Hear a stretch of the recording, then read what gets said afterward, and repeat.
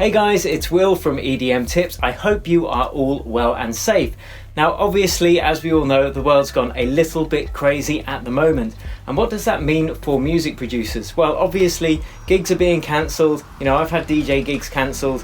Live concerts are being cancelled. No one's allowed to travel anywhere in the world pretty much. So obviously this is having a huge impact on the music industry.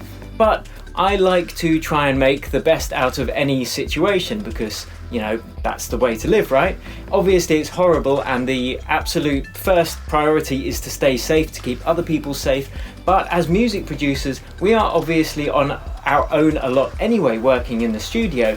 So there's an opportunity here. A lot of us have been sent home from work. Some of us are even being paid, 80% of your salary if you're here in the UK, depending on your job. So how do we make the best of this bad situation? Yes, you could just play video games all day. If you've got kids, you've got to obviously look after your kids. There are responsibilities. Video games isn't one of them. But it's also an opportunity to kind of really get to grips with music production and improve in this difficult time and how to turn it into the best that we can. So this is something I've got that I usually only share in my premium courses, but it's my 7-day track finisher workflow. And I wanted to give you a bit of a framework where you can actually make the most of this time and improve your productions in a short space of time. Now, I'll share this with you in a download link below this video, but in a nutshell, this is what I propose for you to make the most of this time in this difficult time. So first is to book in some time for production every single day that you're at home. Now, you don't want to book less than an hour, but you don't want to book more than 3 or 4 hours because otherwise you're going to start being inefficient and you're going to be wasting that time. The second thing to do is to, what Ill Gates calls, break that into day and night sessions. So in the day sessions, you concentrate only on music productions, and in the night sessions, that's where you collate your samples, that's where you practice with new techniques, things like that. So once you've got those booked in, say it's 2 hours a day for the sake of example, then get those into your calendar, schedule them in, and don't let anybody encroach upon that time. It's really important that you kind of treat that as sacrosanct time, like it was a first date or if it was a job. And then here is what I propose for a 7-day track finisher workflow that I will obviously share with you as well, that you can download. Here we go. So day one, this is idea creation phase. So if you create at least one 8 to 16 bar loop and you craft or select sounds that work in that loop, you might come up with 3 ideas and choose the best. And when you've done that, get the main idea down as quickly as possible. So that is day one. On day 2, you're going to revisit it with fresh ears. So in day 2, that's when you listen to it again with fresh ears, make any changes that stick out to you, and then try and arrange that into a full track as quickly as possible. Yes, it's not going to be perfect, it's not going to have the bells and whistles, it's not going to have all the automations and all the effects, but you want to get the basics laid out as quickly as possible. And if you click on the link there or there, there's another video there that's going to help you do that. Now, keep in mind in this phase, what is the end goal for this track? Is it going to be for club DJs? Is it going to be just for you? Is it going to be played on Spotify?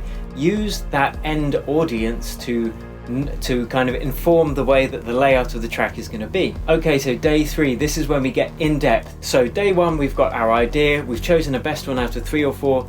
Day 2, we've developed that idea a bit, we've crafted better sounds, we've tweaked things that needed to be tweaked, and we've taken it out to a more or less a full arrangement.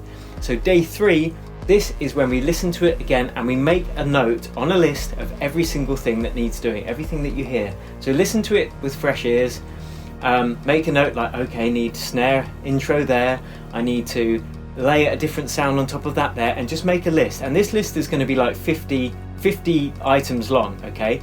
And that's what you want to do on day 3. If anything kind of inspires you, make it there and then. So you might have a special moment that comes into your ears, or that you think the track could use, or you have an idea for some ear candy. So get that down kind of as it comes up. The faster you can do that, the better. And for everything else, just write it on this list. So day 4 is for finishing and ear candy. And this is where you go through that list that you've written. If you didn't go through it all the day before, go through the rest of it and finish everything that you can hear in this list. Because on day 5, after we've had another break, this is when we start mixing.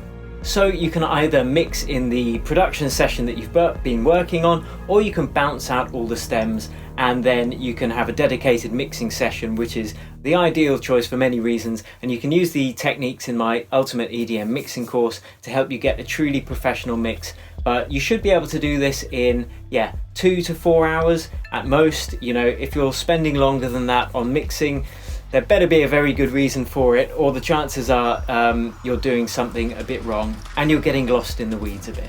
So day 6, this is mastering, and again you've got fresh ears for this. Of course you could send it to something like Lander. I don't really recommend those automated mastering services, but you could send it to a mastering engineer of this at this stage, of course. But if you do want to master it yourself, this is where you'd load in a reference track and you go through the mastering process. You know, it shouldn't take more than an hour to 2 hours. Again, otherwise there's a chance you're polishing a turd, but these things take practice, of course, and you're not going to get it right first time or even the 10th time, but after that you should start to be getting okay at it. Day 7 is rest. Take your mind off music, go out for a walk, although obviously stay away from everyone because we have to at the moment. But basically it's important to take rests from music at least once a week, because you lose, you know, you can dry up your inspiration, you can get bored of the process, which is a horrible feeling.